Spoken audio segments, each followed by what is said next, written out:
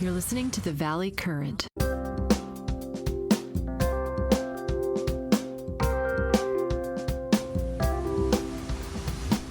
But, generally speaking, your life probably changed relatively little because you have made it your location to be at home, at your office, doing your research and your writing. And by the way, that paper that you did was great. Let's cover it because I think you did this tour de force paper that will probably launch at least 100 PhDs, where you talked about, why are we not really focusing on the right thing? And I got a question about, as I read that paper, I thought to myself, this really brought together a lot of the comments that you've been making over the course of these different podcasts, which is, what would it actually take to have people start looking at the etiology of aging at the cellular level and what's really going on at that level? What would it actually take to get people sort of inspired in that direction? Because right now, I agree with you, that doesn't seem to be where most of the money is or where most of the money is going, right? The paper that I wrote is an attempt to educate the leadership in this country of all of the major medical research establishments to understand that what they have been saying all of their professional lives is something they need to act on. I mean, just to say that, and they all said it, and I quoted every single one of them, including the director of the NIH and the directors of all of the other relevant organizations. They said exactly what should be done, but they're not doing it. And I don't know why, other than to speculate that they have believed the notion that intervening with the aging process is not possible.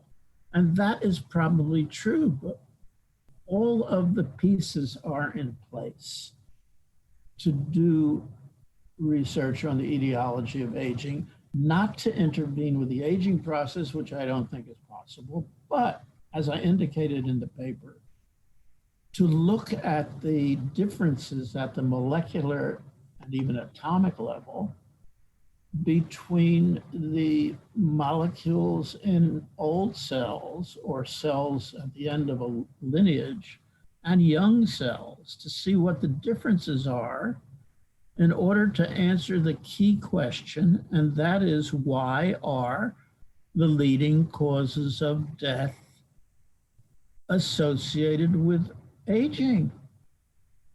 That's not a difficult concept to understand. And it is likely that all of the age-associated diseases will have a common cause in respect to a molecular landscape that increases vulnerability to the leading causes of death, as opposed to the landscape of young cells. And the technology to do that exists. I pointed this out in the paper that you have up there on the screen now. I've got it up on the screen because I think it has a very provocative title, which is "The Greatest Risk Factor for the Leading Cause of Death is Ignored." Exactly. I mean, that's a very provocative title. And of course, was an intention. Yeah, I know. And you really captured my imagination. And I did go through it actually a couple of times. And I thought to myself, you actually put together something here in a very elegant way, because you didn't use 30 pages and a bunch of graphs and other stuff. You really just made the argument that something needs to change if we're really going to get to understand what is actually going on. And I think the best statement that's in here about aging as a problem in physics and not biology is something that's very provocative, and you've been saying it for a while, and all of the consequences of that statement are not yet fully understood because, of course, Americans and maybe most of the people in the world don't study physics anymore and certainly don't study biology anymore. And studying both together is probably even rarer still. And yet that's really a big point. Yes, but that artificial separation or distinction made by humans, and it has nothing to do with the way nature works. Right. Nature is a continuum of what we have broken down into disciplines. Right. It's as ridiculous as the departments that you find in medical schools like Stanford, which is typical of medical schools, where you have a department of radiology. So there's a department based on a technology. Then you have a department of chemistry, or you have a department of pediatrics, but you don't, but it's only been within the past 10 years that you had a department of geriatric medicine. And Stanford doesn't have a department of geriatric medicine, to the best of my knowledge. So it focuses on pediatrics. There's no department on young adults or adolescents. These are all arbitrary department names. If you look at each one of them, ask yourself, why is that department have a name? And what is it based on? Why is it so more important than other areas of medicine? So this business of not understanding the physics, or calling it physics or chemistry, is an artificial separation that has no real value. Clearly, these events that are involved with age-associated diseases have their cause at the molecular level, and in particular are driven, or at least have the vulnerability to them increased by the milieu of an old cell, or old cells collectively. Right. So let me tie something in, because it's something that I recently saw, and it's a big movement here in Florida that I haven't seen as much in California. Maybe there's some law differences, and someone told me that this all started with a guy who experimented in Panama with 0 day, that is very, very young stem cells from the placenta, not the fetus, the placenta of a woman giving birth. So a woman who gives birth, there's a placenta that has stem cells. The stem cells are harvested. Apparently hospitals are doing this and making money on it. I thought you'd be interested in that. This is a doctor telling me this story. And this guy in Panama researched this, and I guess he started to inject these 0 day, meaning very, very young, placenta-based stem cells into areas like worn knees and shoulders and stuff like that. And he claimed that this starts to have a regenerative effect, these very, very young cells, 0 day stem cells. So now the pitch is, if you have knee arthritis, or you have, achy knees, or you're, just not as fit as you should be, and things ache, you go do these treatments of 0 day stem cells, very expensive, by the way. You might spend like $6,000-7,000 per knee. But apparently Medicare is now approving some of this, which was a major innovation. And there are these regenerative clinics throughout Florida that are designed to inject stem cells, including in some cases an IV drip of stem cells into your overall system. Now, as I read your paper, I was sort of talking to these doctors that are doing the stem cell stuff, and I wondered and said, well, what is the underlying biology of what's going on? And he said, well, we don't really know. It just seems to be these very young stem cells instigate some rejuvenation. Do you think there's anything to this? Because they claim they get some really great results, so long as the person that sees them is not too old, because at one point I said, well, maybe my mom could regain her mobility through some stem cell rejections. And I heard, 90 years old, forget it. They said, maybe 70 might be the outside time frame. But why would the biology be much different between 70 and 90? Is there something that happens that is sort of along the lines of the older cells just won't get any advantage from the younger cells? Or do you think this whole area is questionable? Well, there's a long history of injecting cells into humans that goes back 100 or more years. And I'll discuss a little of that history, but in respect to what's happening now that you just described, where placental cells are being used, there's nothing new about that either. But I need, and any scientist and any person with any intelligence would like to see the data. Right. We'd like to see the numbers of people who have been treated, how they've been treated, what they've been treated with. We need a control group. We need a double-blind study, which is the gold standard. None of that exists. It's all anecdotal. And without data, I don't believe any of that nonsense. They get paid a very large fee to do that work, and we can only hope that there are no serious side effects, because there is a strong probability that there could be. There could be shock.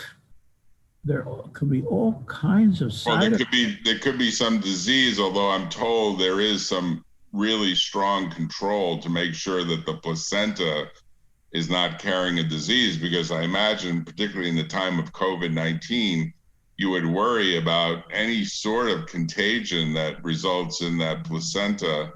Well, I doubt any of them. I doubt that any of those physicians have the capacity to do that work.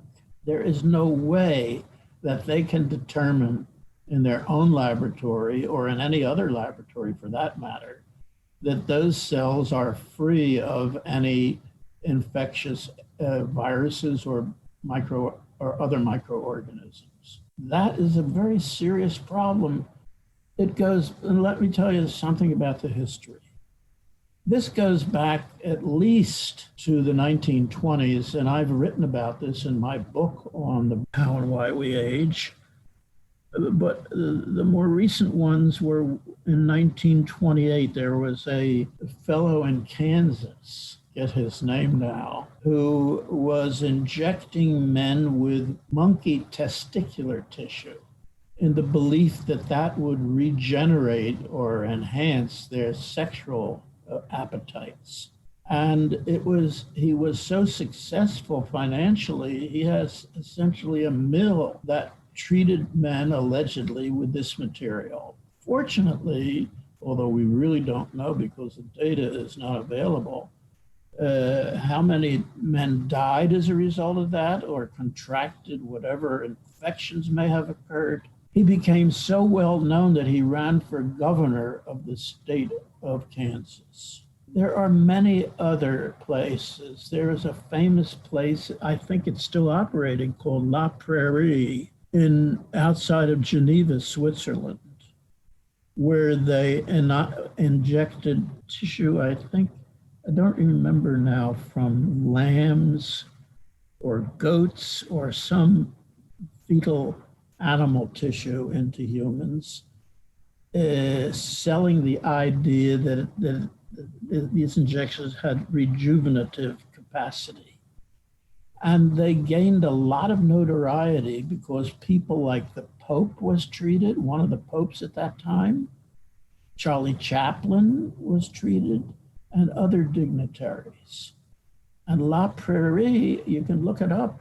I think you probably will find its history online somewhere. It may still be operating as far as I know.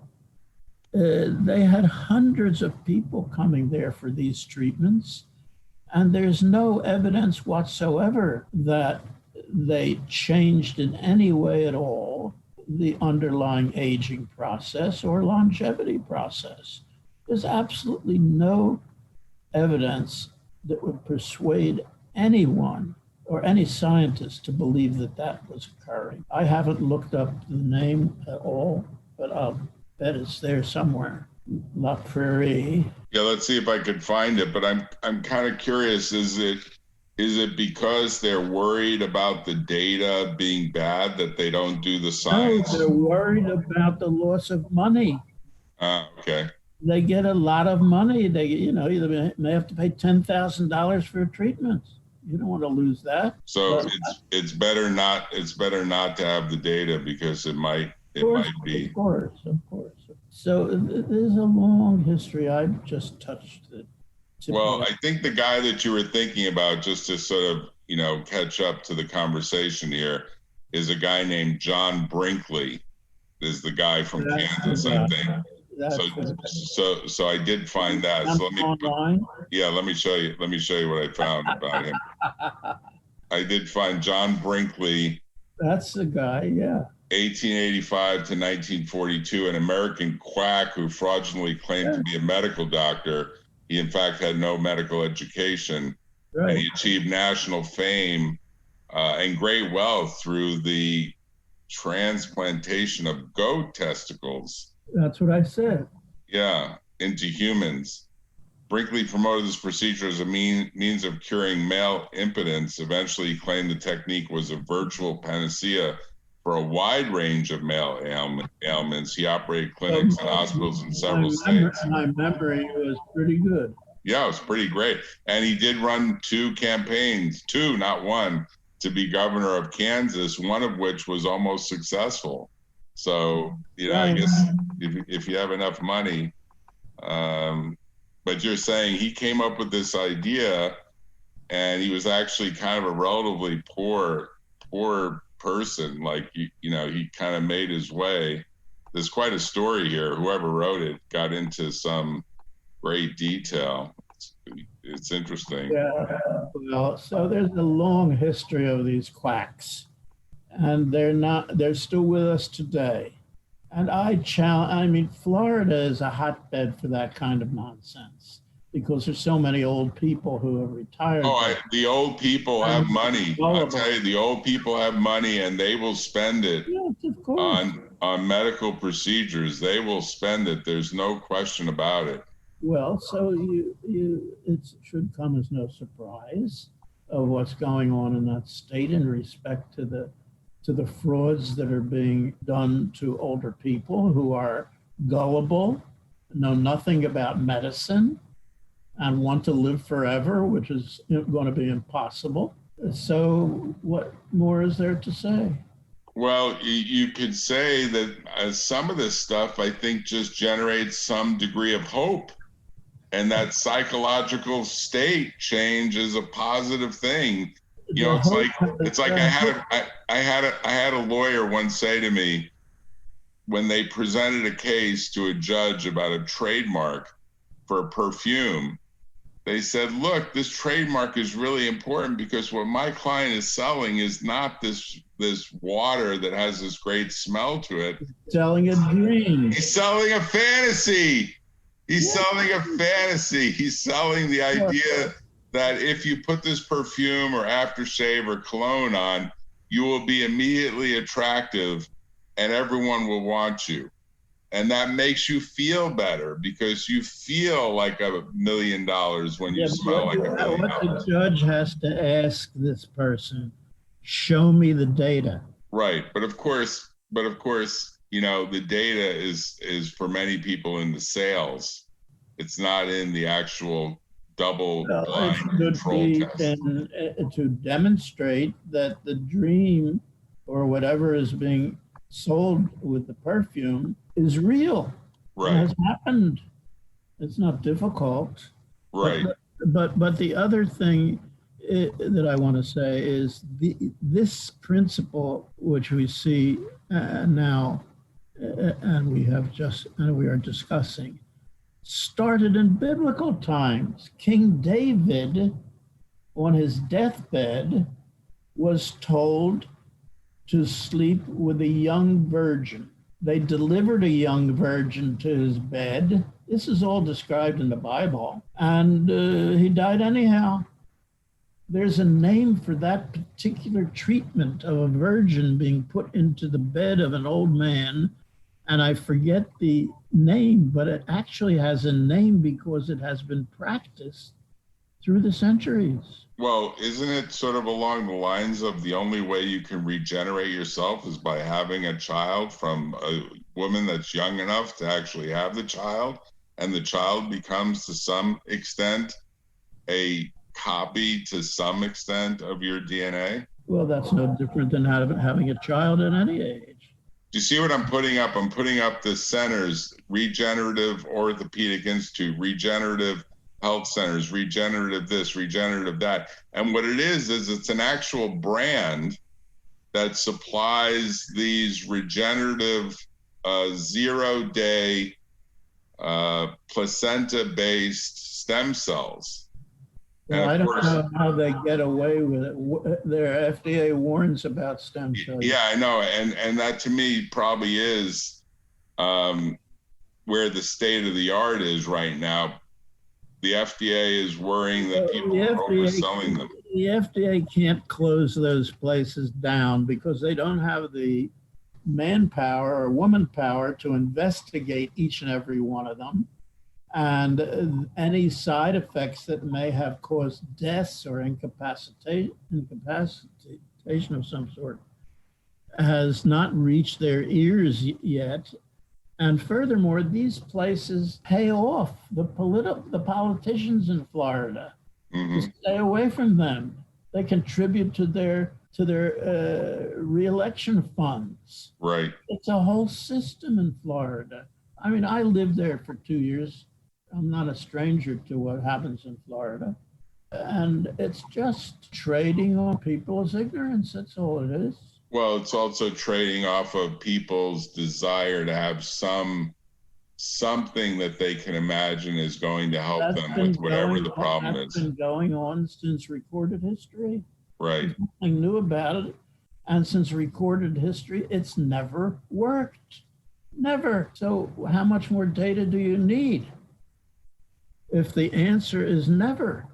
Well, it's probably not going to stop people from doing it because they want to have some ability to imagine that something is going to help them, right? Well, we have at least 35% of the population of this country and every other country, but I know more about this country. We have 35% of this country who believe in astrology.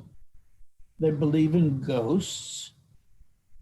They believe in horoscopes. You can't convince them otherwise. So how do you expect to convince them that stem cell treatments don't work when they believe in astrology, for God's sake? Right. Well, we have a range of people that want to believe that if something can be done, try it. And if it's just going to cost money, so what? The money's there. Indeed, Medicare money is there apparently for this knee therapy. That's the helpline that I have up for knees, that Medicare has approved stem cell treatment for knees. I doubt that very much. I want to see the statement from Medicare that they've approved it. That's a lie. You don't think it's been approved? No, they haven't prosecuted them, that's all. Okay. I mean, that's been going on for decades. Yeah, I do think that whenever you have to sign 50 pages of forms before you get any treatment, there's probably some evidence in the fact that you have to sign 50 pages that the treatment is not very well proven, because they want to make sure that they've covered you inside out legally. But I agree with that. So let's wrap up around what you think would be kind of like the top 3 things that the next Surgeon General or whoever that's trying to say, let's focus research here, but maybe it wouldn't be the Surgeon General. It probably would have to be something more global, right? Wouldn't it have to be something that's more like at the World Health Organization or something more global than the United States? Because the United States has so many other problems to deal with. I'm not sure they're going to spend much money on the study of the mechanism of aging or the mechanism of cellular senescence. I don't think we're going to see that given every other thing on our agenda, right? Realistically. First of all, the Surgeon General is powerless. It's a figurehead. It's a figurehead, right. I agree. And the guy that's in there seems too young to me, even as the figurehead. He seems like a nice guy. Wasn't he appointed by Trump? Yeah, but I mean, he's a young, black, Navy guy. I mean, he's a good-looking guy. He's a good-looking guy, and he's talking about putting masks on the rest, but he doesn't strike me as a Dr. Coop or, someone with some real experience. Of course. But I don't understand what questions you're posing. Well, what would you say if someone said, what 3 initiatives would you want to imagine to get us back on track to actually produce a body of research? The first thing is to vote out Trump on November 3rd. Okay, well, that seems to be in progress, and I imagine it's going to happen. It seems like it's happening. Let's say that happens. Then what's the second thing? The second thing is to depend on the intelligence of the new administration, hopefully, who receives counsel from experts in the areas that this country needs to have help in overcoming. Mm-hmm. And that's a key thing that I am very certain the next administration will do. There are terrific, for example, there are a couple of women who are excellent choices for Secretary of State. Right. What's the black lady's name? She was at the UN, I think, or she was the UN representative. I can't think of her name now. But anyhow, there are hundreds and hundreds of very skilled and experienced men and women in all of the areas in which this country presently needs help. They were there during the Obama administration. Rehire all of them. They're not all dead. I mean, that's one easy way to do it. Right. I don't think that will be done. But I'm focusing the question on the tour de force of your article and what someone trying to implement actually doing the measurable research would try to do. Do we get someone like Bloomberg to say, here's $100 million, let's really get the data and look at what is really going on? I mean, he is getting older. He should have kind of an interest in this, right? As should Gates. The NIH has access to more expertise and as much money, if not more, than Bloomberg has access to. And they have to be the leadership, who are almost always MDs and only think of things in terms of disease and how to cure diseases, right, without understanding what's behind the etiology of those diseases and the increased vulnerability caused by the aging process. So they need to be educated in order to attempt to solve these medical problems. Right, but I think you're saying it's almost at the level of a structural change in the way medicine looks at the larger scientific, whether it's biology or physics or some combination. It's a tragedy because all of the MDs have had several years of preclinical scientific education in pathology and chemistry and physics and microbiology and anatomy, microanatomy. I've taken all those courses. I've taken every pre-medical or preclinical medical school course, and I've taught them. Taught several medical school courses, both at Penn and at Stanford. So the structure, I don't think, has to be changed essentially. What has to be changed is the thought process and the willingness to think outside of the box that they're all trapped in. Right. That's a big point, though, Len. That's a really big point, because you can say it, but actually practicing it is a very different thing. You could say it and you can understand it, but actually practicing it is a really different thing. So let's end on this note if we can. I think you would find hilarious as I talked to this doctor about the stem cell stuff. I said, so you're starting to bald. I said to the doctor, you're starting to bald. He said, I'm going to start injecting some stem cells in my scalp because I've got some evidence that it's going to produce hair.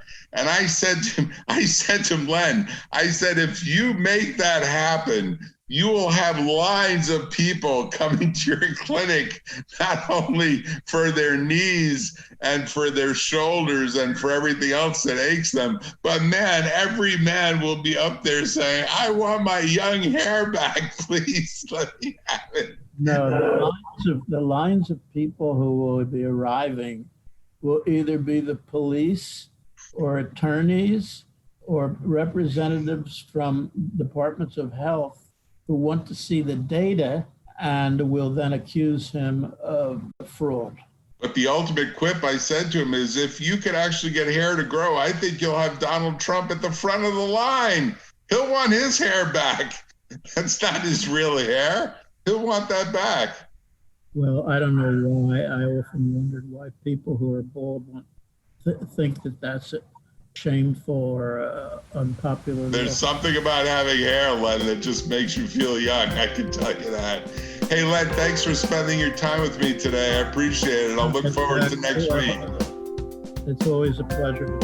You take care. You're doing the right thing. You're looking very youthful there. Have a good afternoon. You take care. Bye-bye.